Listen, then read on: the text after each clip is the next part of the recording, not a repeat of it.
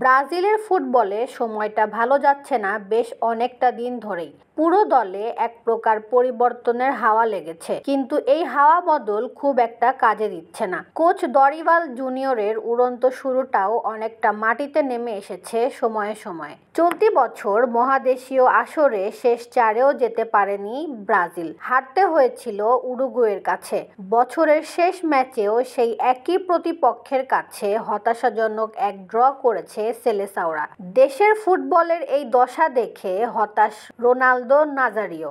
বিশ্বকাপ জয়ী এই স্ট্রাইকারের মতে একটা বড় পরিবর্তনের বিকল্প নেই, আর সেটা করতে নিতে চান বড় দায়িত্ব। ব্রাজিল ফুটবল ফেডারেশনের সভাপতি হতে চান তিনি।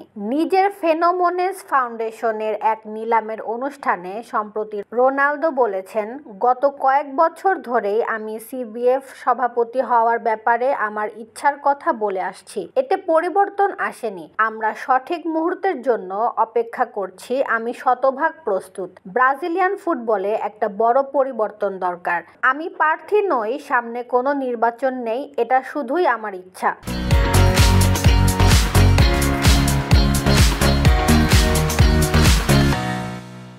ব্রাজিল ফুটবল ফেডারেশনের পরবর্তী নির্বাচন 2026 সালের মার্চের জন্য নির্ধারিত হয়েছে। তার আগে রোনালদোর এমন মন্তব্য বলে দেয় তিনি নির্বাচনে প্রতিদ্বন্দ্বিতা করার ব্যাপারে প্রস্তুতি নিচ্ছেন।